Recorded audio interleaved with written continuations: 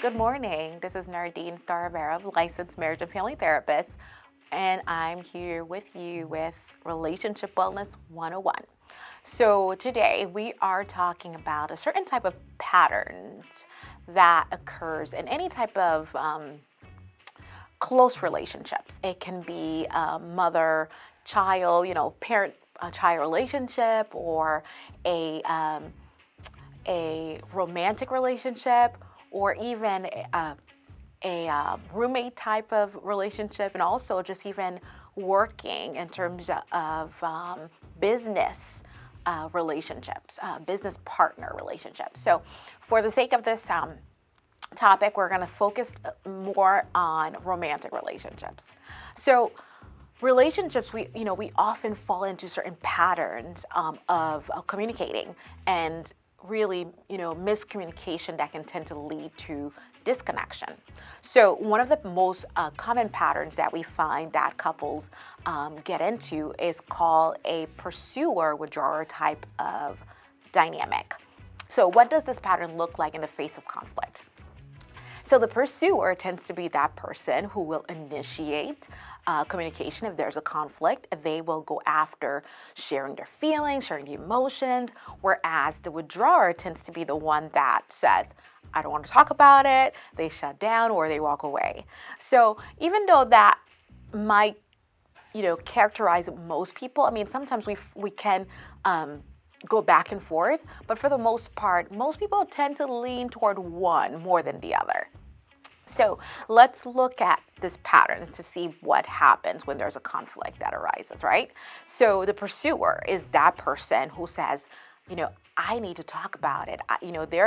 The way that they fight for the relationship is that they go after their partner and say, I can't stay in silence. They would rather fight than be in silence, because it's really important for them to talk about their issues, to talk about what they're feeling. And at times they can actually feel like they're working harder than their partner when they find that their partner is not responding, and which can lead to resentment. And what they feel inside is that sense of almost this anxiety that comes up to them, that feel like, okay, I'm trying so hard to connect with you, but what I get is silence or shutdown, which, for them, it reads that partner is not, they're uncared for, and they're not feeling loved. And so they end up maybe sometimes escalating, because their biggest fear really is rejection, because they put themselves out there. They're risk takers when it comes to that, because they're the first one to make the first step. So let's look at on the other side of it, what happens for the withdrawer, right?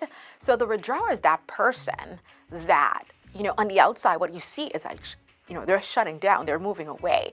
But really what's happening is not that they don't care. What's happening is that they struggle to find the words to express their emotions. So emotions is overwhelming for them. So they need time to be able to kind of like organize their thoughts, and maybe also find a space to kind of like soothe and cool down, to get like it's like a physiological experience for them. They have to like calm their bodies down, calm their thoughts, their emotions, so that they can actually make sense of what they're feeling.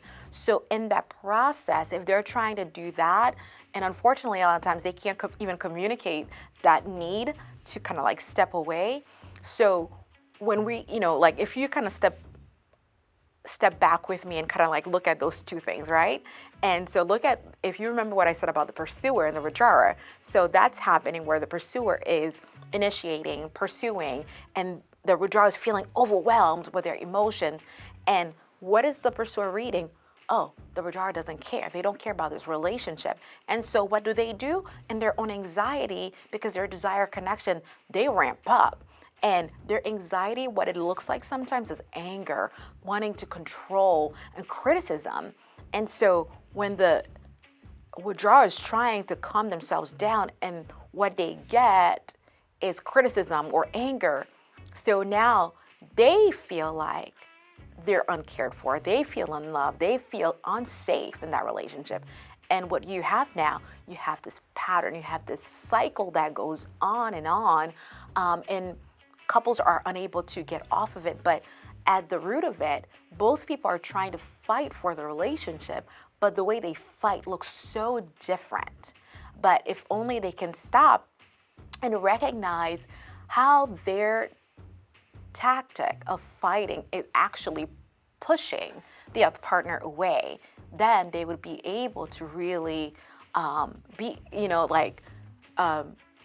get at the goal that they are striving to get at, which is to connect with their partner. So I hope you come back next Monday. We can talk a little bit more about how to get out of that negative cycle.